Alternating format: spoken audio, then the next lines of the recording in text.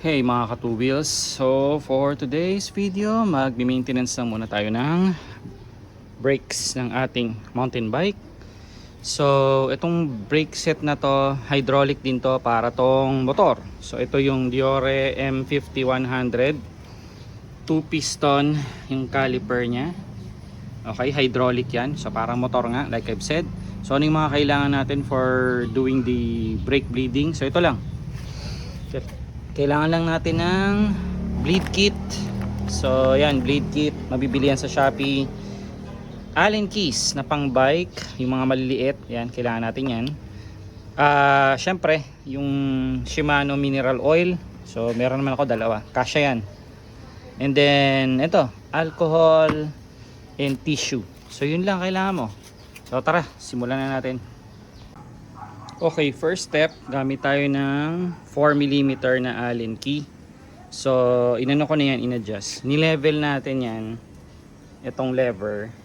Kasi, magkakabit tayo ng, ano dito, funnel, parang imbudo, para ma-bleed. Mamaya papakita ko. So, gagamit tayo ng, 3mm na Allen key. Tatanggalin na natin yung bleed cap. So, tanggalin na natin yan.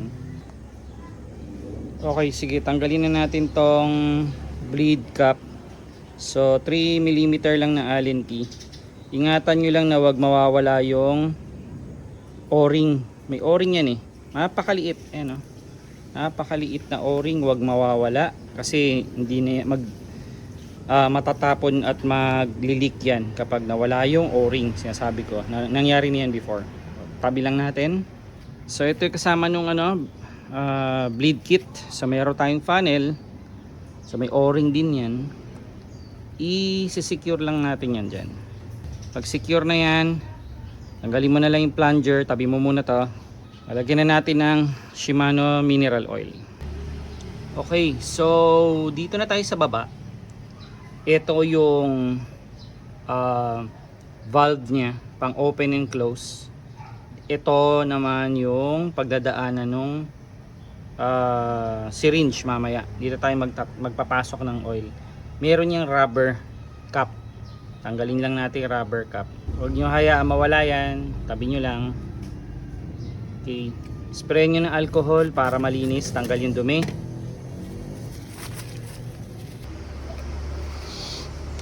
Okay. So kapag nakasecure na yung ating syringe, pwede na natin itong i-open.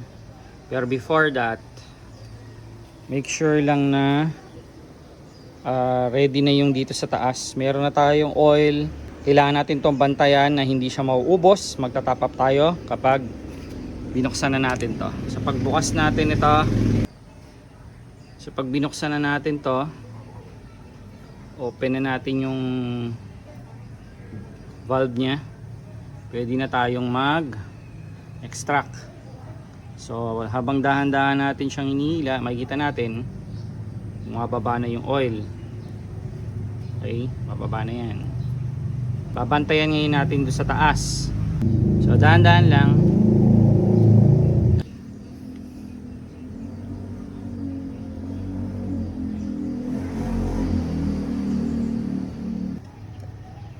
So yeah, secure mo lang, dahan-dahan lang, tuloy mo lang pag-extract. Kunti-kunti lang. Sisilipin mo lang ulit dun sa taas. So tinap up na natin to. So last na yon, last top up. So kung makikita natin kulay pula na yung lumalabas. So pwede na yon kasi red yung kulay ng Shimano oil eh. So konting extract na lang tayo, then close na natin yung valve.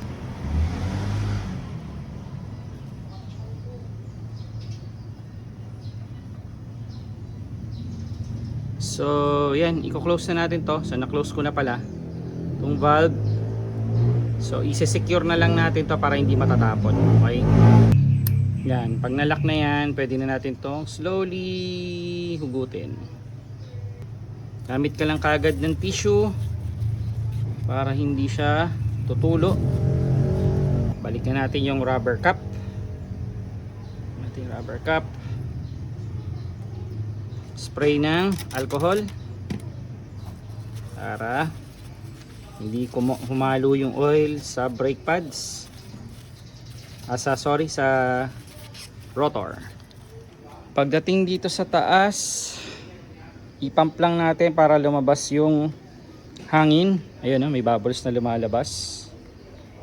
Yan. Making sure na walang bubbles dito sa reservoir. So kaya tayo magpa-pump.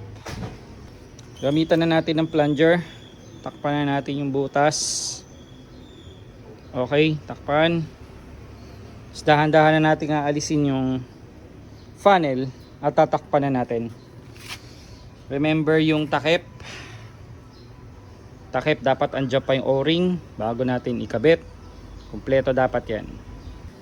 Ready ka lang ng tissue pag tinanggal mo na siya. So slowly. Make sure na yung plunger. So ngayon, make sure na puno yan bago mo ibalik yung takip.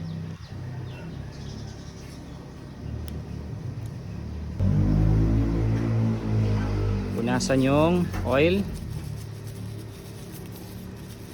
Secure mo lang. Okay na yan.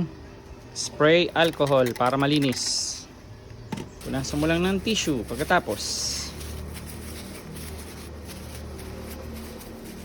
So ayun na, ayos na.